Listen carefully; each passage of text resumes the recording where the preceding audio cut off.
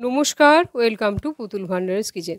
আজকে পটল আর মসুর ডাল দিয়ে দারুণ একটা নিরামিষ রান্না তোমাদের সঙ্গে শেয়ার করছি। পটলের রান্না তো তোমরা অনেক দিন থেকে অনেকভাবে খাচ্ছ। এইভাবে একবার মসুর ডাল দিয়ে পটলটা রান্না করে দেখবে, আশা করছি রান্নাটা তোমাদের খুব ভালো লাগবে। আর রান্নাটা কিন্তু একেবারে ঘরোয়া উপকরণ দিয়েই হয়ে যাবে। প্রথমে দেখো মশলাটা করে নিচ্ছি। 1 ইঞ্চি পরিমাণে আদা, 2টো কাঁচা লঙ্কা আর একটা মিডিয়াম সাইজের টমেটোর অর্ধেকটা নিয়েছি। সামান্য একটু জল দিয়ে মশলাটাকে খুব ভালো করে মিহি করে পেস্ট করে নেব।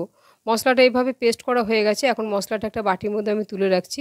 আর দেখো মেজারিং কাপের হাফ কাপ আমি মসুর ডালকে 2 ঘন্টা আগে আমি ভিজিয়ে রেখেছিলাম। মসুর ডালটা খুব সুন্দর ভিজে গেছে। মসুর ডাল খুব তাড়াতাড়ি ভিজে যায়। পরিষ্কার করে 2-3 বার ধুয়ে একেবারে জলটাকে ঝরিয়ে রেখেছি। আর এখানে আমি নিয়েছি 6-7টা পটল নিয়েছি। এই রান্নাটার জন্য কিন্তু পটলগুলো খোসা ছাড়ানো যাবে না, এইভাবে কিন্তু হালকাভাবে আঁশগুলো একটু চেঁচে নিতে হবে।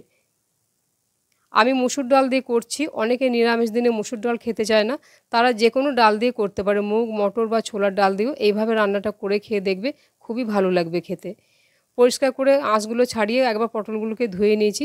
এখন আমি পটলগুলো যেভাবে কেটে নিচ্ছি সেটা দেখে দিচ্ছি তোমাদের। পটলের একদিকটা খুব সামান্য একটু কাটবো, এইভাবে অল্প একটু কেটে বাদ দিয়ে দিলাম। আর এই পাশটা একটু বেশি করে কেটে নেব। এই রান্নাটা খুবই একটা পরিচিত রান্না, তবে এটা বিভিন্নভাবে বিভিন্ন জিনিস দিয়ে করা যায়। আজকে আমি মসুর ডাল দিয়ে এই রান্নাটা করছি। প্রত্যেকটা পটলকে দেখো এইভাবে সামান্য একদিকটা খুব সামান্য করে কাটছি, আর একদিকটা এইভাবে একটু বড় করে কেটে নিচ্ছি। এইভাবে পটলগুলোকে কেটে রেডি করে নিয়েছি। আর এখানে আমি নিয়েছি 2 চামচ পরিমাণে নিয়েছি, টেবিল চামচে 2 চামচ টক দইটাকে ভালো করে ফেটিয়ে নিয়েছি। হাফ চামচ দিয়ে দিলাম জিরে গুঁড়ো, আর হাফ চামচ দিয়ে দিচ্ছি ধনে গুঁড়ো, আর হাফ চামচ দিচ্ছি হলুদ, আর হাফ চামচ দিয়ে দিচ্ছি কাশ্মীরি লঙ্কার গুঁড়ো।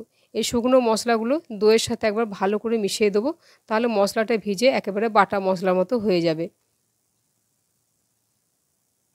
এখন এটা একটা সাইড করে রেখে দিচ্ছি। আর যে পটলগুলোকে আমি নিয়েছিলাম কেটে, সেই পটলগুলো দেখো যে দিকটা একটু বড় করে কেটেছি, এইভাবে চামচের পিছন দিকটা একটু ঢুকিয়ে ঘুরিয়ে ঘুরিয়ে এইভাবে পটলের শাঁসগুলোকে বের করে নেব। খুব সহজেই কিন্তু এইভাবে পটলের শাঁসগুলো কিন্তু বেরিয়ে আসবে। প্রত্যেকটা পটলকে এইভাবে খালি করে নেব।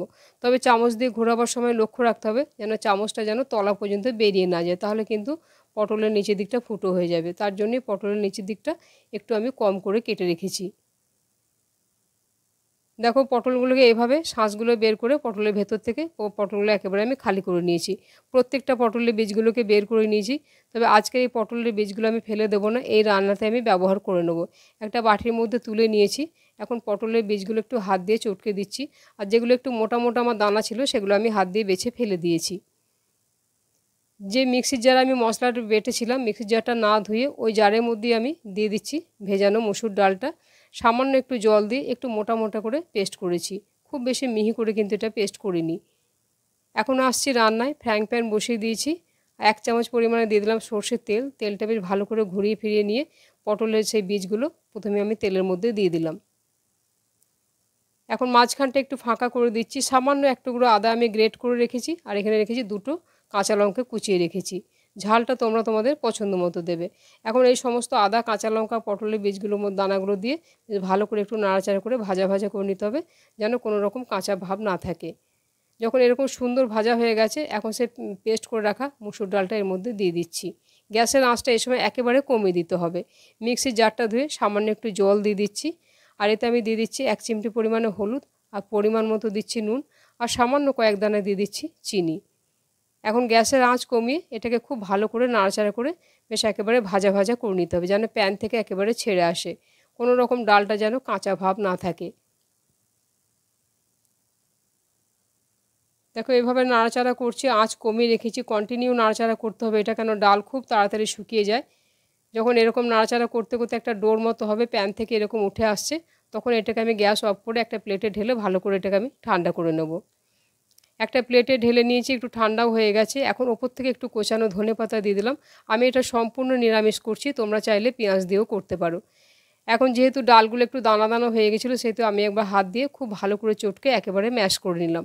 এখন পটলের ভেতরে এই ডালের পুরটাকে ভরে নেব। তার জন্য এইভাবে হাত দিয়ে একটু চেপে লম্বা করে খুব সুন্দরভাবে দেখো, খুব সহজেই কিন্তু পটলের পুরটা এভাবে ভরা হয়ে যাবে।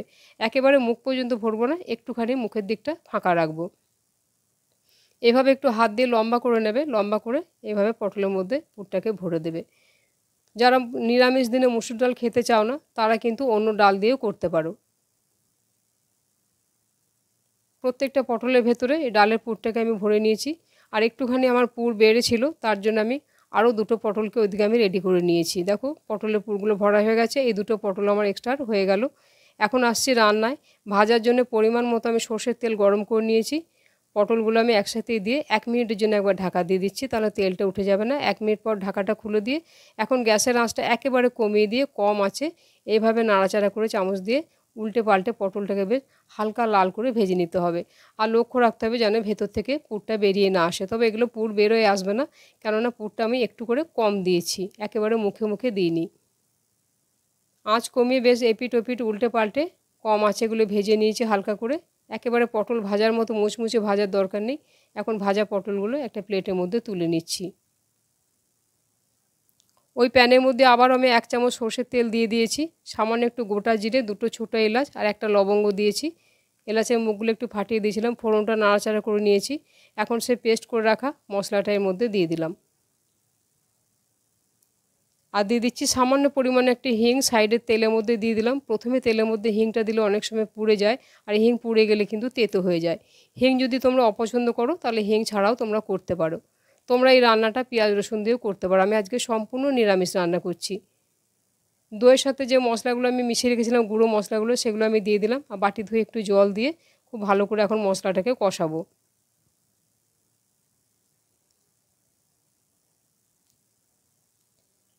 এখন দিয়ে দিচ্ছি পরিমাণ বুঝে নুন দিচ্ছি, কারণ পটল ভাজাতে আমি কোনো নুন দিইনি। 1 চামচ পরিমাণে চিনি দিলাম। এখন নুন চিনি দিয়ে মশলাটাকে ভালো করে কষিয়ে নেব। আমার চ্যানেলে বিভিন্ন ধরনের নিরামিষ রান্না দেওয়া আছে, আর পটলের বিভিন্ন রেসিপি দেওয়া আছে। তোমরা চাইলে আমার চ্যানেলে গিয়ে সেই রেসিপিগুলো একবার দেখে নিতে পারো। মশলাটা ভালো করে কষানো হয়ে গেছে, তেল ছেড়ে দিয়েছে। এখন আমি 1 বাটি পরিমাণে গরম জল দিয়ে দিলাম। জলটাকে দিয়ে বেশ ভালো করে নাড়াচাড়া করে এটাকে আমি ঢাকা ছাড়াই একবার গ্রেভিটাকে বেশ ভালো করে ফুটিয়ে নেব। ভালো করে একবার নাড়াচাড়া করে নিয়েছি, কিছুটা ঘন হয়ে এসছে। এখন সেই ভেজে রাখা পটলগুলো এর মধ্যে দিয়ে দিচ্ছি। এই রান্নাটা কিন্তু খুব বেশি ঝোল হবে না, একেবারে গা মাখো হবে। ভালো করে নাড়াচাড়া করে দিয়ে এটাকে এখন আমি 2 থেকে 3 মিনিটের জন্য ঢাকা দিয়ে দেবো। প্রায় 3 মিনিট পরে একবার ঢাকা খুলে পটলগুলো এখন আমি 1 পিঠ করে উল্টে দিচ্ছি, তাহলে 2 পিঠটাই বেশ ভালোভাবে সেদ্ধ হয়ে যাবে। এখন আবারও এটাকে 2 থেকে 3 মিনিটের জন্য আঁচ কমিয়ে ঢাকা দিয়ে রান্নাটা হতে দেব। প্রায় 3 মিনিট পরে আবার আমি ঢাকাটা খুলে দিয়েছি। দেখো কালারটা দেখতে কত সুন্দর হয়েছে, আর পটলের ভেতর থেকে কিন্তু কোনো রকম পুরগুলো বেরিয়ে আসেনি। এখন আমি দিয়ে দিচ্ছি সামান্য একটু গরম মশলা, আর উপর থেকে দিয়ে দিচ্ছি সামান্য একটু কোচানো ধনেপাতা। তোমরা চাইলে একটু ঘিয়ে দিতে পারো, আমি আজকে আর ঘি দিচ্ছি না। এইভাবে হালকা হাতে নাড়াচাড়া করে ভালোভাবে মিশিয়ে দিলাম। দেখো এটা দেখতে কত সুন্দর হয়েছে। আজকের এই মসুর ডাল দিয়ে পটলের রেসিপিটা তোমাদের কেমন লাগলো আমাকে একটা কমেন্ট করে জানাবে।